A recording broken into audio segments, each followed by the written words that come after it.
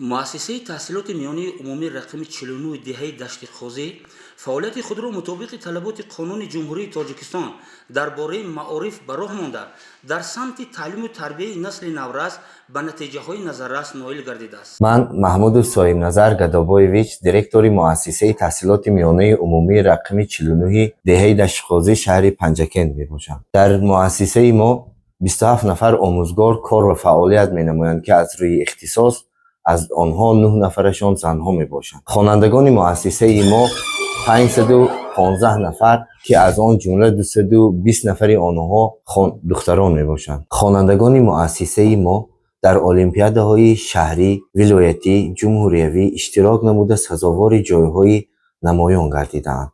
از جمله خواننده همین مؤسسه بازارزاده عبدالعزیز در المپیاد جمهوریوی اشتراک نموده سزاوار مدال طلا گردیده، عین حال باشد در دانشگاه طبی تاجیکستان تحصیل نموده ایستاده است. باعث افتخار است که دستپروران مؤسسه ما در همه ساحه‌های گوناگون کشور کار و فعالیت نموده ایستادند. از جمله در ساحه‌های سود، پروکراتوره، وزارت کارهای داخلی، ناظرات انداز، ریاست مالیه، روزنامه‌نگاری، خواجگی جنگل، دانشگاه و دانشکده کشور کار و فعالیت نموده ایستادند. در مؤسسه 465 نفر خوانندگان فراگیر تحصیل میباشند که از آنها 219 نفرشان دختران میباشند. به این تعداد خوانندگان 32 نفر استادان درس میگویند که از این 12 نفرشان زنان را تشکیل میدهند. مؤسسه دارای 3 کابینت فنی و 5 صنف کابینت، تخته الکترونی، 2 پروژکتور و 15 کامپیوتر میباشد. در 5 سال اخیر در المپیادهای فنی خوانندگان مؤسسه خوب برآمد نموده به دور ولایتی و جمهوریوی سزاوار جایهای افتخاری گردیدند، از جمله سزاوار مدال طلا و نقره. من بگینقلوف بازرگان جانشین دиректор اوید به تعلیم در MTMU نمر 49 دهه دشت خوزی میباشم. دиректор مؤسسه محمود صاحب نظر میباشند که 3 سالی سیم است که در مؤسسه نمر 49 در وظیفه دиректوری کار فعالیت می‌نماید.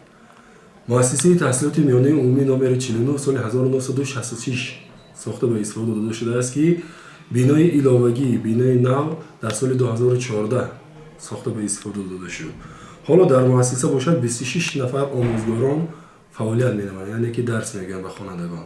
در مؤسسه حالا 491 نفر خواننده تحصیل می‌نمایند که از آنها 268 نفرشان پسران و 223 نفرشان دختران میباشند. در مؤسسه در 2 بحث درس گفته میشود که در بحث یکم 249 نفر خواننده پسران 130 نفر دختران باشد 119 نفر را تشکیل میدهند.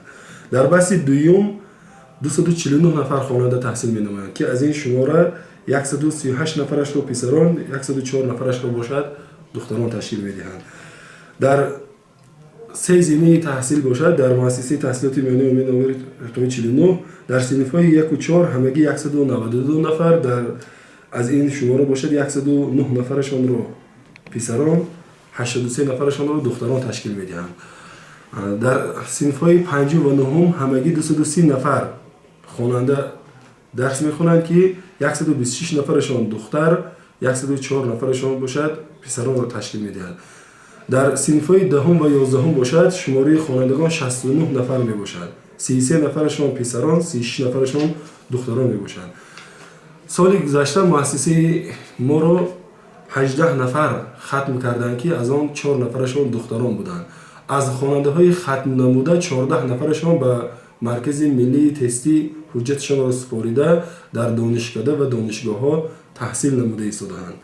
در دوام 3 سال دиректوری محمود صاحب نظر کارهای آبادانی انجام داده شدند که از این ساخته به استفاده دادن حاجتخانه زمانوی، در صحن مؤسسه ساختن خرک‌ها یعنی که جایهای نشست برای خوانندگان، راهرو و صحن مؤسسه آباد نموده شد و این چنین کارهای آبادانی شناندن درخت‌ها نیز انجام داده شد. خوانندگان مؤسسه ما در المپیاد و آزمون‌های جمهوریوی اول منطقوی، شهری و ولایتی و جمهوری حتی بین المللی اشتراک نمودند. در سال تحصیلی 2020 2021 و 2022 باشد یکی از خوانندگان ما بازارزاده عبدالعزیز در المپیادهای ولایتی و جمهوری اشتراک نموده و مؤسسه باشد مدال نقره و مدال تیرا آورد و اینچنین در دوام سال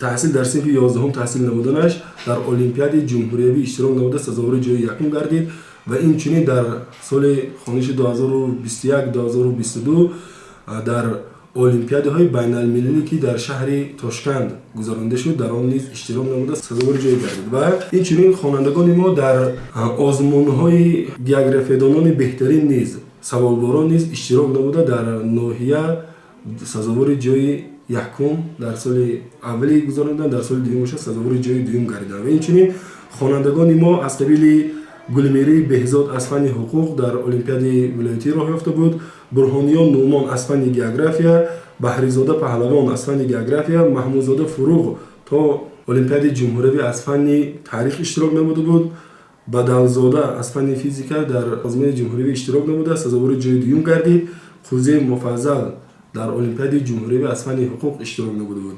در سال خوانشی 2024 2025 ایناتا محمد نبی خواننده صنف هشتم و در المپیاد شهری اشتراک نموده سزاوار جای گردیده و المپیاد ولایتی از فن حقوق راه یافت. اینچنین احمد و فضیله خواننده صنف ششم از فن زبان ادبیات و المپیاد دوری ولایتی راه یافت. در مؤسسه آموزگارانی صاحب تجربه و مسئولیت شناس فعالیت نموده اصولهای معاصر تعلیم را ثمرناک استفاده میبرند.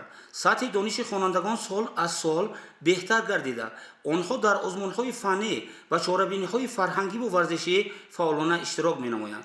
به مسئله تربیت، خودشناسی ملی، وطن دوستی و رعایت انتظام دقت جدی داده می شود. همکاری مؤثر با پدر و مادران و جامعه و به بهتر شدن فضای تعلیم و تربیت مساعدت کرده است. من مهوش گل محمد آموزگاری فن فیزیکا از مؤسسه تحصیل مکتب 49 دشت قاضی می باشم. در سال روان ماجسترانت کورسی را ختم نموده از سال ماجسترانت با نمینه فیزیک استرونومیا اشتراک ورزیدم. هنگامی در نمینه فیزیک استرونومی اشتراک ورزیدنم با جای سیوم سزاوار گردیدم با ولایتی راه خط گرفتم. در ولایتی اشتراک کردم در جای افتخاری سزاوار گشته با سپاسنامه رئیس ولایت رجب احمدزاده سزاوار گردیدم. با نظرداشت فعالیت نظررس مؤسسه تحصیلات میانی عمومی رقم 49 دهه دشت‌قاضی سزاوار عنوان مؤسسه بهترین می باشد. من ایناتا محمد نبی خواننده صنف 8 مکتب 49 در سال روان در المپیاد دوری از فن حقوق اشتراک نموده سزاوار جای یکم گشتم. من خواننده صنف 9 مکتب 49 دشت‌قاضی سال گذشته از فن بیولوژی به المپیاد رفتم. در دور یکم سزاوار جای افتخاری شدم و بعد به دور ولایتی رفتم و از آنجا هم جا گرفته بعد به دور سوم یعنی به جمهوری رفتم و از جمهوری 35 خال گرفتم تنها 15 خال از جای سوم. بخشیده به 35 سالگی استقلالیت جمهوری تاجیکستان در مؤسسه کارهای آبادانی و سازندگی سبززارکنی و نهالشنانی با مرام ادامه دارد.